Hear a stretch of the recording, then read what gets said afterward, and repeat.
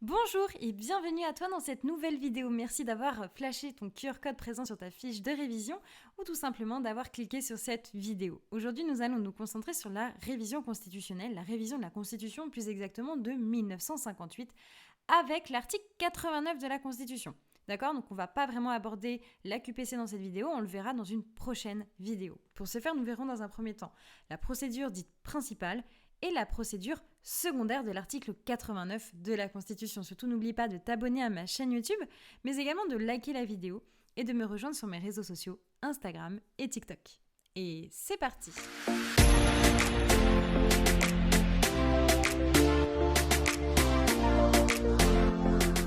Tout d'abord, qu'est-ce que la procédure principale de l'article 89 de la Constitution? Eh bien, alors ici, on va passer par une première phase qu'on va appeler l'initiative de la révision.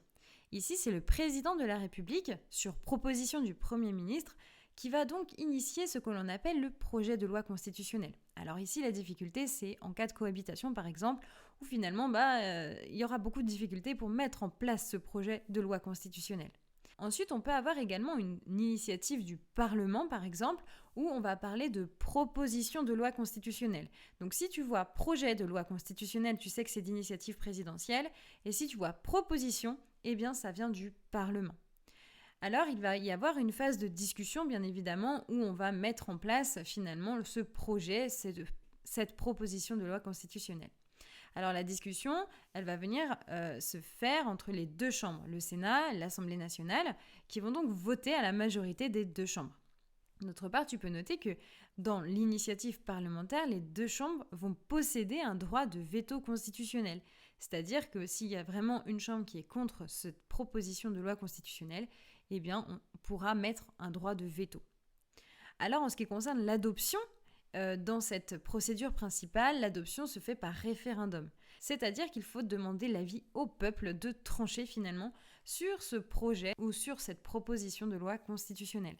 Alors je t'ai mis un petit panneau orange tout simplement pour te dire que c'est pour ça que la procédure principale n'est pas très souvent utilisée, parce que le référendum est finalement assez craint des institutions publiques.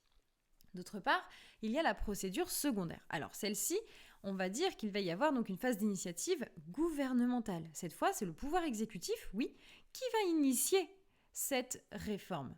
D'autre part, tu peux noter que la phase de discussion va venir se faire donc encore une fois devant les deux chambres. D'autre part, la phase d'adoption ici, ça va se faire au Congrès, c'est-à-dire que, alors le Congrès c'est un peu particulier, mais finalement c'est l'Assemblée nationale et le Sénat, donc c'est le Parlement qui va juste se réunir dans un lieu particulier, et donc on va parler de Congrès. Ici, donc, les deux chambres vont se réunir, elles vont adopter la loi. Attention, il faut la majorité qualifiée aux 3/5.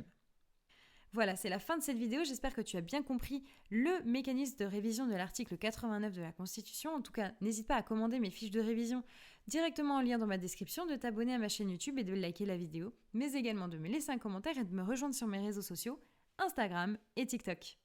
À bientôt!